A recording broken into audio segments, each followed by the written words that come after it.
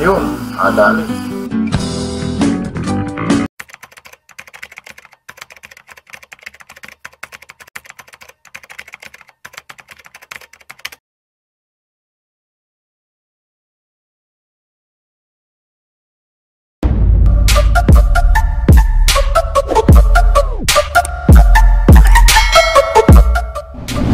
Mga sakmal, hindi pong kalimutan si Tatay Mendo, suportahan, like, subscribe, and share sa kanyang channel. Yun lamang po mga sakmal. Bye bye. Yo, what's up mga kagagamak? Yo, what's up mga kagagamak? Good morning, nandito tayo ngayon sa Marikina, sa pamamahay ni Spider Doc. So ngayon, laban namin ng mga YouTuber, mga vlogger na magagamba. Huwag natin kalimutan si Kuya Mindo mag-subscribe. Huwag ning kalimutan, ring the bell na rin para laging updated kayo sa mga laban ng magagamba niya. Siguradong magandang mga laban ni magandang makita nyo na laban ni Kuya Mindo. Yan ang si legend yan. Kumbaga sa basketball yan, yan ang team captain ng mga gagamba. So makarak, maraming salamat. Salamat din kay Kuya Mindo. Paki-subscribe na lang din kay Gagamrak TV.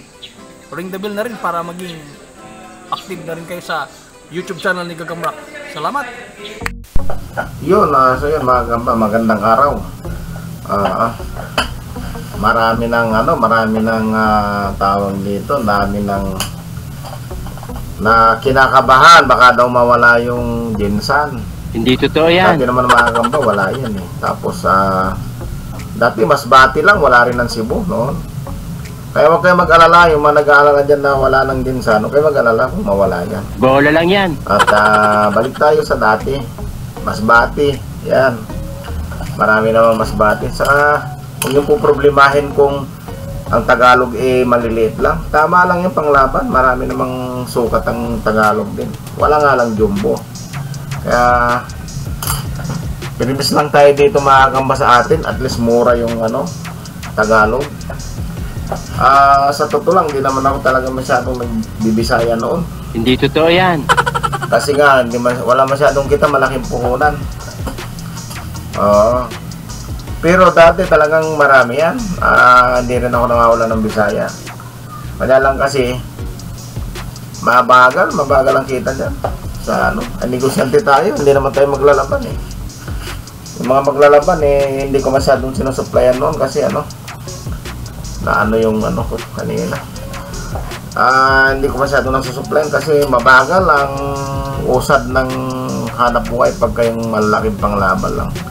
Maliban na kung maglalaban ka rin yun, siyempre sanay ka dyan sa pilian na matagal. Gunggong! Ingat kayo kasi mayroon dyan sa group na nagtatrabaho sa DNR. So, ang napagbibintangan yung mga kapwa natin na mga sealer, mga manggagamba, hindi yan. Kasi ang hirap mag-complain sa DNR, tandaan nyo, maraming proseso, hindi ganun basta-basta, maliban lang kung taga-DNR ka. Subukan nyo pumunta sa page ng DNR. Napakahirap mag-complain yan, kaya haka-haka lang iniisip niya na may na-inject, nag-report, hindi yan. Mayroon na sa group na ilan niya na mayroon, may nakita ako na taga Region 11. Ang profile niya, empleyado siya ng DENR Region 11. Nakita ko yan, naghahanap siya ng gagamba looking for ganito, sabi niya.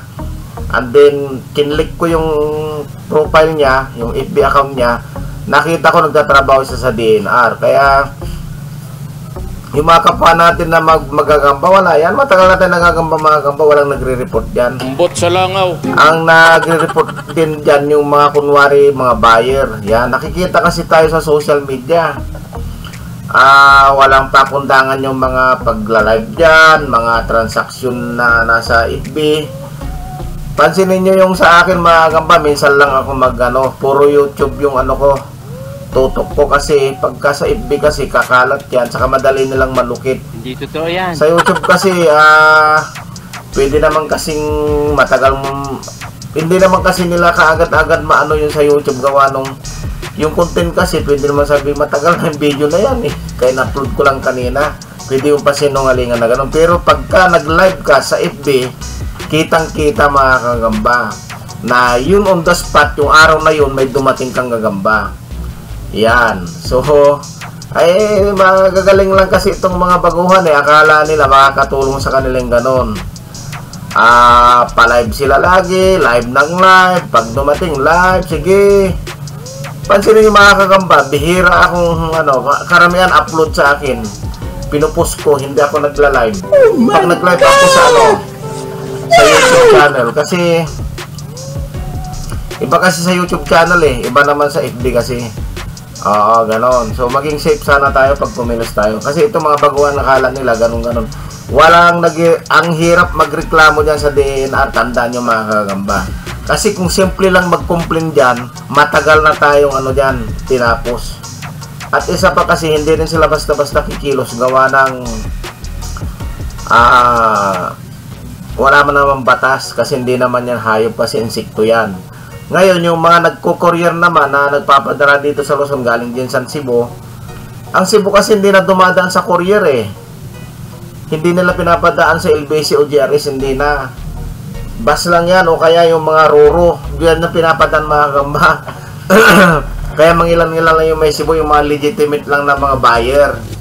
Tapos yung mga iba naman ino-online nila, yung galing Cebu ino-online yun, doon pinapadaan sa LBC yan para diretso doon sa umorder. Ilang piraso, 20, 10, 50, magandang presyo. Yung mga seleksyon nila na ibibinta nila yan online kasi hindi naman mahahalata kasi doon sa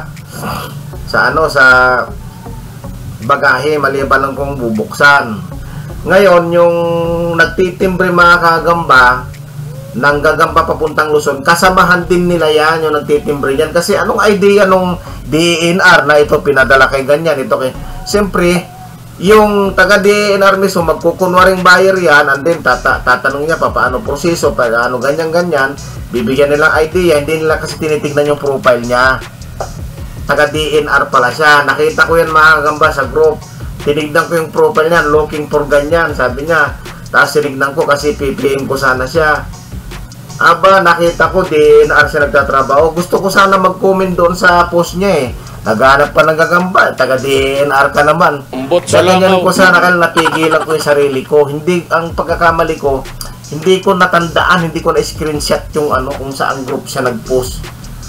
Yan. Noon na kasi kayo mga kagamba, lalo mga baguhan kayo, maging maingat kayo. Hindi ko mo may naghahanap sunggab kayo ng sunggab. Mahirap yan. Titignan nyo muna yung profile, kaya nadadali kayo, nai-scam kayo lalo ng mga baguhan din Tignan nyo muna yung profile, huwag kayong madala doon sa mga pinapakita nilang mga picture. Madaya ang picture. Kaya ako hindi na ako nagbibigay ng picture. Kasi minsan nagagamit sa mga kalukuhan yan. Kaya yung mga buyer ko mga kambay, yung mabibili sa akin yan, tawagan nyo ako personal.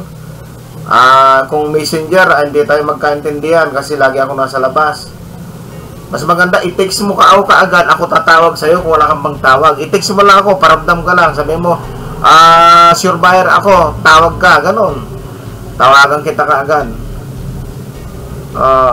So, yun lang mga kagamba, paalala lang yun sa inyo. Naku. Ingat kayo. Ingat kayo. Matagal na ako sa gagamba. Bihira, hindi pa ako nakadanas nung madali kasi nag-iingat ako kagaya dyan sa Cubao. Nung isang video ko na in-upload yan, sabi ko, ingat kayo sa Cubao nakatimbre yan. May nagtimbre sa akin. Hindi tumagal. Dinali sila. Mga kamban ako. Marami na yan, marami na.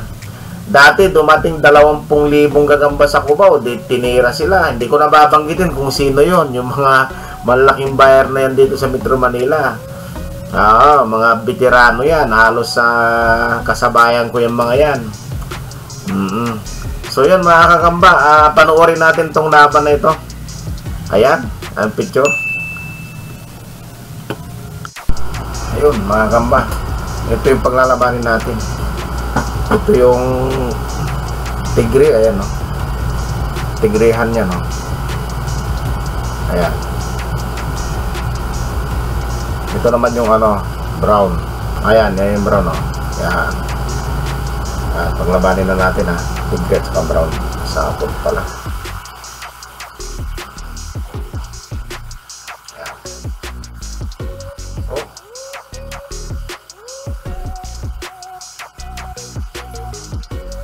Alam niya.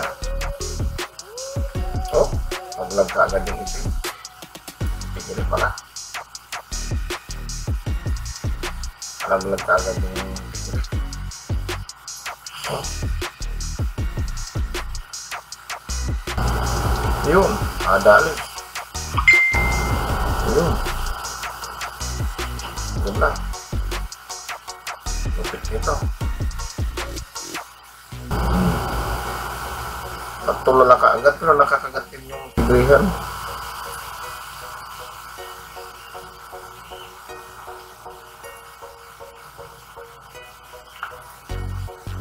Ayun.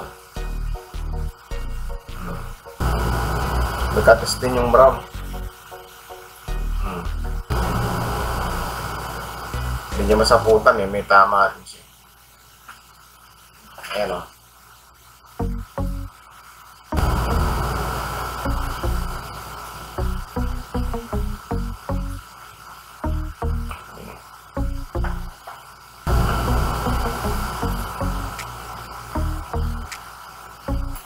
So ayan. May lalaban ako dito mga gumba para mas maganda yung pakita nating laban. Yung isang laban kasi kanina may nanalo, parehas silang brown. Tatanggalin ko ito. Ano, tapang niya oh. Tapang niya oh. So mayroon akong ilalaban dito na parehas din yung brown.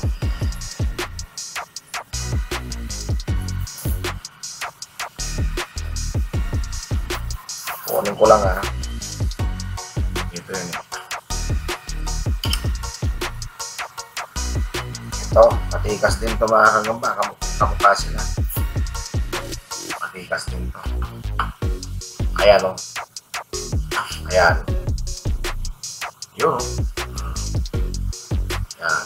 Ilalaban ko dito ngayon. Tignan natin kung magmamat sila sa laban. Nakakagat pa sa stick yung isa o.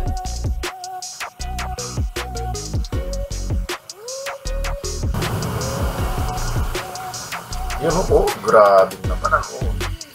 Ataw, anak ko nadaling kapapanalo na. O, nakapitan ka agad o.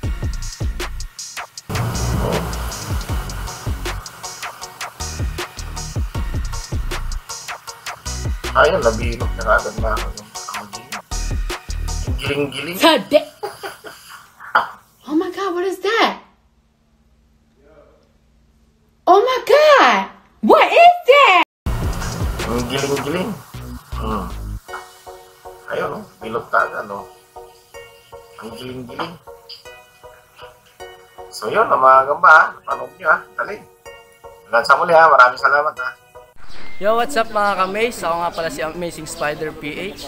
So, ayun, salamat kay Tatay Mendo and yan, wag nyo kakalimutan mag-subscribe, like, and share. And God bless sa inyo lahat. Maraming salamat. Yun guys, magandang umaga sa inyo. Dito tayo sa place si Spider dong. So tournament po to, 5th season. So yan guys, ako po si B-Day Spider. Abangan nyo po palagi ang mga upload natin. So guys, sasama po tayo sa mga tournament ngayon. Sana makisa tayo. Guys, hanggang dito lang. Lagi tayo mag-ingat. God bless all. Hi! Subscribe po kita Tatay Mendo. Like and share po. Bye!